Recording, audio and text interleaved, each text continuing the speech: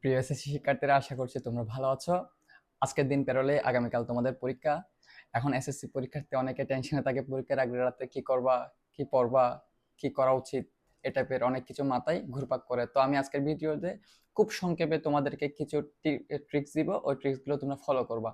সর্বপ্রথম, তোমরা পরীক্ষার রাত্রে কোনো দুশ্চিন্তা মাথায় রাখবা না। সব দুশ্চিন্তা মাথা থেকে একদম ঝেড়ে ফেলে দিবা। কোনো দুশ্চিন্তা রাখার দরকার নাই। তুমি কনফিডেন্স থাকবা, তুমি ভালো রেজাল্ট অবশ্যই করবা।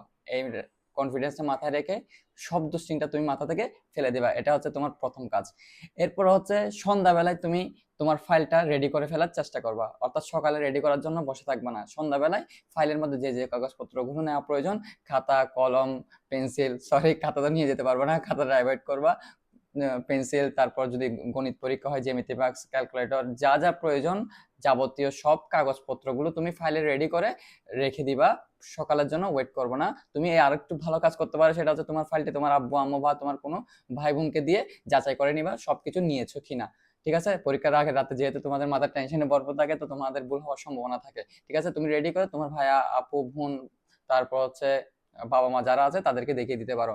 এরপর যেটা করবে, কলম নেওয়ার সময় খেয়াল রাখবা কলমটা যাতে একটু ফ্রি হয়। অর্থাৎ নতুন কলম যদি কিনে রাখো পরীক্ষা দেওয়ার জন্য, কলমটা আগে রাতে রিভিশন করার সময় যে লেখাগুলো লেখা লাগে ওইগুলো লিখে তুমি কলমটা ফ্রি করে ফেলবা, পুরাতনের মতো করে ফেলবা, যাতে নতুন কলম নিয়ে গেলে ওইখানে হ্যাসেল ফিল করতে হবে। এরপর মোস্ট ইম্পর্টেন্ট হচ্ছে, তোমরা নতুন টপিক পড়তে চাও, পরীক্ষার আগের রাত্রে নতুন টপিক পড়াই যাবে না। কোন নতুন টপিক পড়ার দরকার নাই। তুমি এতদিন যাবত যে পড়াগুলো পড়ছো ওইগুলো প্রপারলি রিভিশন করবা। প্রপারলি রিভিশন করলে কি হবে, ওইখানে পরীক্ষার হলে গিয়ে তোমার টাইম অপচয় হবে না, তাড়াতাড়ি লিখতে পারবা। আর নতুন পড়া যদি পড়তে চাও, পুরাতন পড়াগুলো রিভিশন করতে তোমার হ্যাসেল ফিল হবে। ফলে পুরাতন যে পড়াগুলো তুমি পারো ওইগুলো এখানে গিয়ে একটু কম মনে থাকবে, তখন একটু সময় বেশি যাবে। তো তুমি অবশ্যই নতুন টপিক অ্যাভয়েড করবা।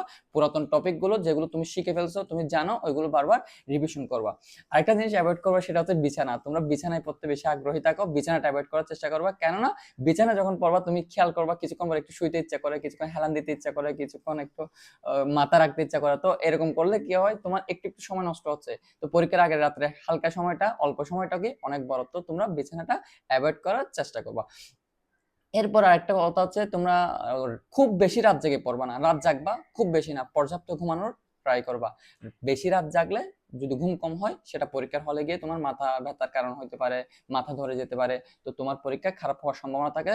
তো সুতরাং তোমরা পরীক্ষার হলে ভালো ভাবে লেখার জন্য তোমরা চেষ্টা করবা একটু ভালোভাবে ঘুমানোর জন্য। আরেকটা জিনিস অ্যাভয়েড করবা, সেটা হচ্ছে মোবাইল। মোবাইলটা অবশ্যই অ্যাভয়েড করতে হবে। এখন তুমি যদি, ভাই আমাদের পড়াশোনা তো সবগুলোই মোবাইলে, আমি মোবাইল কেমনে অ্যাভয়েড করবো? তো তুমি যদি মোবাইল অ্যাভয়েড করতে নাই পারো, তখন লাস্ট অপশন হচ্ছে তুমি পড়াতে বসতে যখন যাবা এর আগে তুমি যাবতীয় সকল পড়ার ডকুমেন্টস, ইউটিউবের ভিডিও হলে ভিডিওগুলো ডাউনলোড, তারপর বন্ধুদের থেকে কোনো নোট প্রয়োজন হলে ওইগুলো হোয়াটসঅ্যাপে নিয়ে নিবা। নিয়ে একদম প্রপারলি প্রিপারেশন নিয়ে পড়তে বসবা। পড়তে বসার সময় তুমি ওয়াইফাই এবং ডাটাটা অফ করে দিবা। এরপর তুমি যখন মোবাইল লাগবে মোবাইল নিয়ে মোবাইল থেকে পড়ো, কিন্তু ডাটা এবং ওয়াইফাই অন করা যাবে না। তুমি যদি ভুলক্রমে ডাটা বা ওয়াইফাই একবার অন করো, তাহলে পড়ার মাঝখানে মাঝখানে তুমি একজনকে মেসেজ দিবা, একজন ফেসবুক স্ক্রল করবা, ইনস্টাগ্রাম স্ক্রল করবা, তো তোমার পড়ালেখার ক্ষতি হবে। আশা করছি পরীক্ষার আগের রাত্রে এই কাজগুলো করলে তোমরা খুব সহজে পরীক্ষার কেন্দ্রে যাওয়ার জন্য প্রিপেয়ার্ড হয়ে যেতে পারবা। আচ্ছা, আজকের মতো এতটুকু। আল্লাহ হাফেজ।